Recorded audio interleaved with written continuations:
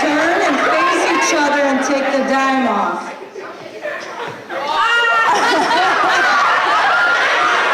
Okay, Melissa has some lovely gifts for you. Melissa,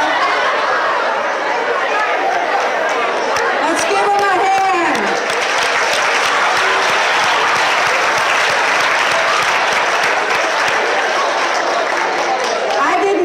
They didn't know coming up here that they were going to let me bully them, did they?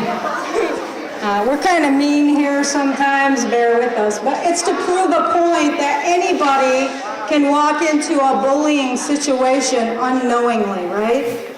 So we can bully ourselves by some of the things that we say or do. Sometimes it's to be cool and fit in. Other times it's just like them. They didn't have any idea what I was going to do. And I like that. Okay, boom.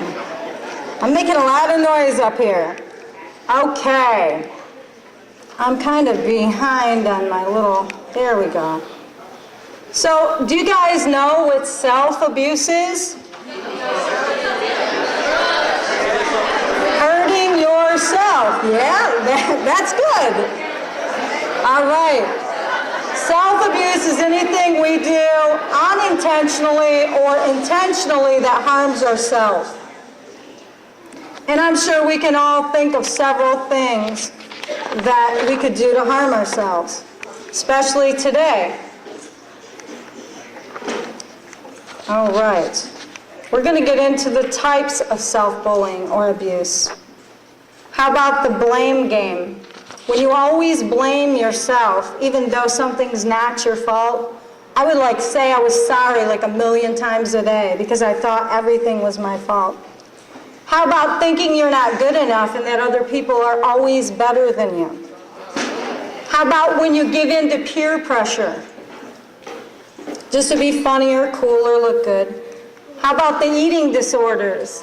We can bully or abuse ourselves by becoming anorexic or bulimic. I used to be anorexic when I was younger. I weighed like 110 pounds. It was really bad at one time. Today I'm healthy. And thank God I feel a lot better about myself. Cutting is another form of self-abuse. And we see that all over. Kids doing that. Doing drugs. Huffing. Sniffing things that, get you high or whatever. Playing dangerous games like that hit for hit or that choking game that's out right now. Real popular. Yeah, we're not going to play that today, so don't worry.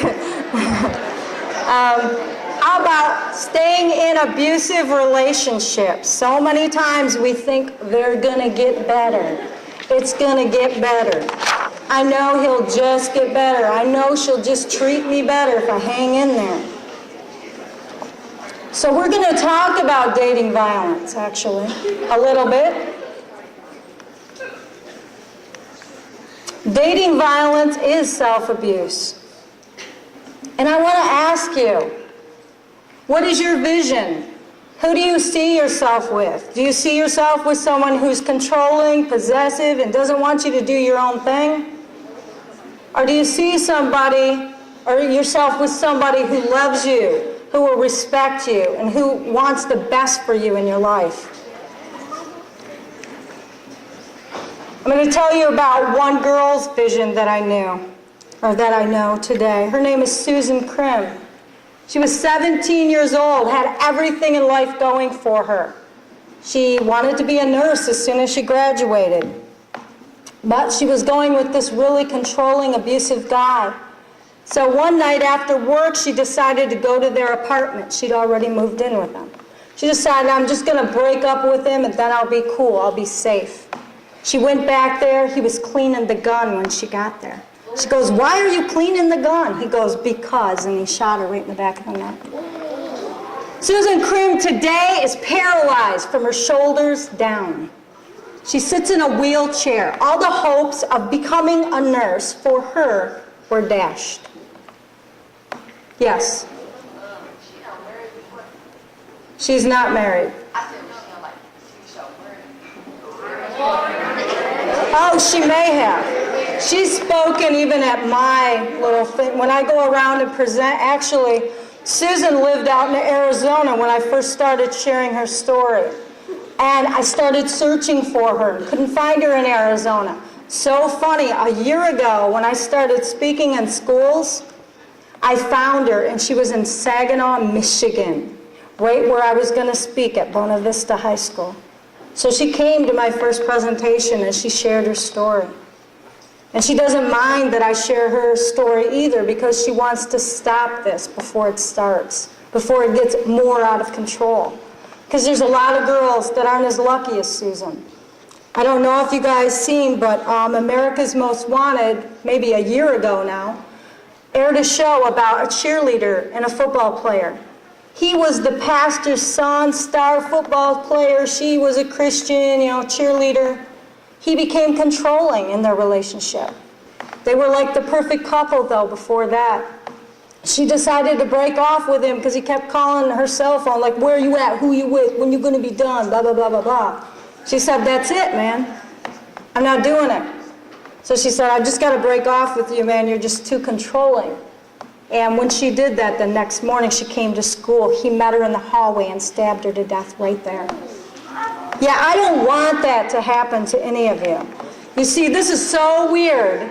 Like a year and a half ago, before I started really speaking at the schools, I was like sitting at my computer and I had a vision.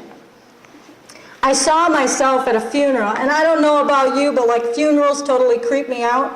Like I don't ever want to go there. And this was a funeral of a teenage girl, and I saw myself speaking, and all these kids were there. And it was so horrendous. And I was just thinking, wow, she may be silenced, but her message lives on because she was a victim of dating violence. And all these kids, when I said that they need to rethink or get out of their abusive relationships, they were rethinking and thinking, man, could I be in an abusive relationship? And so when I came out of this, I was like, whoa, God, what is this all about? Why am I even doing this? And I just felt like it came to me, if I brought this message to students in the schools, I wouldn't have to ever do a funeral and nobody would have to ever die.